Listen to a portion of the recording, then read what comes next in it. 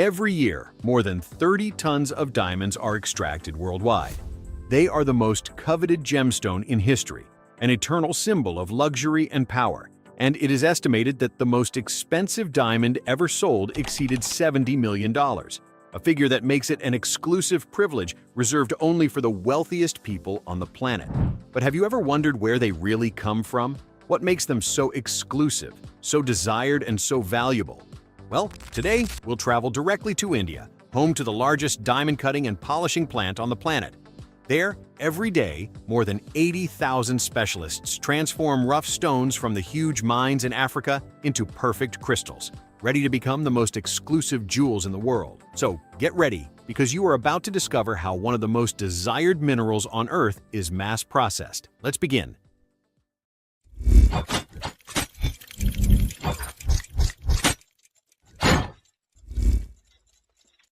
Step 1. The formation of diamonds. It all begins long before a diamond shines in a jewelry store. These small gems are born more than 150 kilometers below the Earth's surface, deep in the planet's mantle. There, the conditions are brutal. Temperatures that exceed 1,000 degrees Celsius and pressure so intense that it transforms the carbon from the depths into the hardest and most brilliant substance ever known to man. But be careful. This process is so delicate that any minimal error could ruin its entire creation. If the pressure or temperature aren't perfect, that same carbon doesn't transform into a diamond, but into graphite, a soft material that is not at all valuable to the industry. For this reason, every diamond is the result of a perfect balance between strength and heat, a balance that takes millions of years to achieve. In fact, many of the diamonds now on display in jewelry stores are even older than dinosaurs. Once created, they still have the most spectacular journey ahead to rise to the surface. The key lies in kimberlite, a volcanic rock that acts as a natural capsule. During violent eruptions, the kimberlite is launched upwards, dragging the diamonds with it, and over time, creating enormous layers of this rock. They are literally luxury projectiles shot from the Earth's core, hidden in stone, waiting to be discovered. Step 2. Diamond extraction. We already know how they are formed, but now comes the most brutal challenge: getting them out of that kimberlite capsule.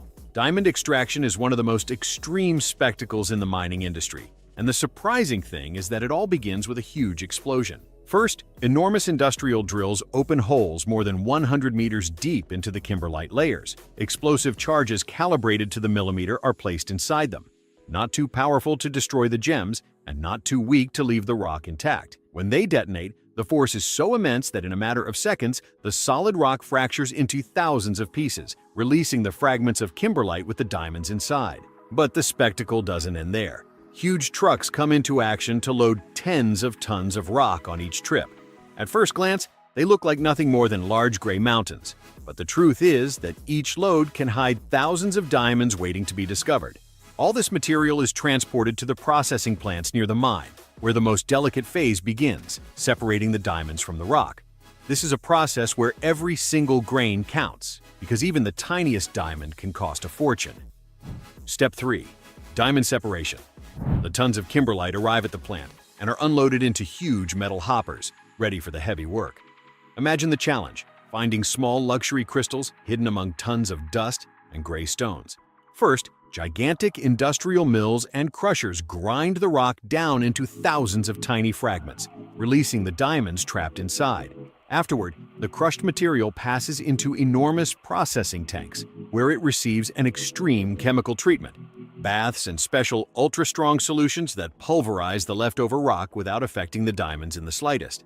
The diamond is so hard that it can withstand what no other mineral could, remaining intact in the midst of the chaos. But it's not over yet.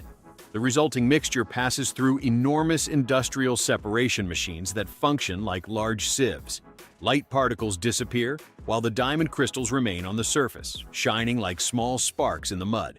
In the end, the rock is left behind, and the only thing that survives are the rough diamonds, ready to take the next step on their journey to becoming jewels worth millions. Step 4. Cleaning and classification. Once separated from the rock in Africa, the shipments of rough diamonds are sent by plane under maximum security to India, home to the largest diamond cutting and polishing plant on the planet. There, one of the most delicate processes in the entire chain begins. Although they may seem perfect at first glance, the truth is that they are still covered in small traces of dust, mud, and kimberlite that must be removed with surgical precision. To do this, thousands of crystals pass through industrial cleaning machines where jets of very high-pressure water and, in some cases, special chemical solutions remove any trace of impurity. Once sparkling, the key phase arrives, the first classification. And here, the best of technology is combined with the human eye. Expert gemologists examine the diamonds one by one, grouping them by size, color, purity, and shape, while advanced X-ray systems and laser scanners detect which ones are the most valuable. Thus, each stone finds its destiny. The smallest and most opaque will go to the industrial sector, but the largest and purest will be reserved for exclusive jewelry that can reach fortunes. And with everything ready, the most anticipated moment has arrived, shaping them and making them shine like never before. Step 5. Cutting and polishing. The time has come to unleash the full potential of these small gems. This is the point where each diamond multiplies its value, but also where everything is at stake. A single error can ruin millions of years of natural formation and cause its price to plummet in seconds. To begin, the diamonds are cut according to their classification and the type of jewelry to be created. Master cutters, supported by precision technology, use tiny saws and ultrafine lasers capable of dividing the crystal with surgical accuracy. Every decision is critical: where to cut, what shape to give it, and how to orient the stone to get the maximum brilliance. A variation of just 1 millimeter can be the difference between a museum-quality jewel and a simple, worthless crystal. Then comes the real magic: the polishing. The thousands of cut diamonds pass through a system of rotating wheels covered in diamond dust. Yes, only another diamond can wear down a diamond. Little by little, the machines create small, flat faces called facets, which are the surfaces that act as mirrors and reflect light outward. The more facets a stone has, the more light it will reflect, the more sparkles it will cast, and consequently the greater its value. And now that they finally shine with all their intensity, the time has come to subject them to their most demanding test: the final certification. Step 6. Final classification and evaluation. The most demanding and decisive moment of the entire process has arrived: the final classification and valuation that will make each diamond unique in the market. Expert gemologists, with the help of loupes and microscopes, examine each stone in detail, looking for tiny imperfections known as inclusions. A spot invisible to any of us can make the diamond unfit for the market. Then comes the evaluation under the famous 4 C's: cut, which determines how it reflects light; clarity, which measures its purity; color, which ranges from the most radiant white to yellowish or bluish hues; and carat, the weight of the stone, which can brutally skyrocket its value. After this relentless examination, each diamond is placed in its exact category. The largest and purest are reserved for luxury rings and necklaces. The smallest, or those with imperfections, are destined for the industrial sector, where they are used in high-precision tools. And if that weren't enough, before going to market, many are subjected to authenticity tests in laboratories with X-rays and specialized scanners to confirm they are not lab-created imitations. Only 20 out of every 100 diamonds extracted pass all these filters and achieve the status of a gem for jewelry. The rest, although beautiful, will never adorn the most exclusive showcases on the planet. Step 7. Distribution and transformation into jewelry. Passing all the quality filters is not the end of the journey. It's the beginning of the most important stage. The diamonds, now valued at millions, must travel their final leg, reaching the hands of those who will transform them into true works of art.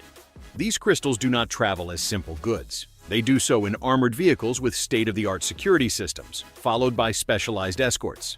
In some cases, they are even transported by plane under ultra-secure protocols, because a single shipment can be worth more than an entire bank. Once in the most exclusive jewelry houses on the planet, their true transformation begins. Master jewelers with surgical precision set each diamond in gold, platinum, or silver.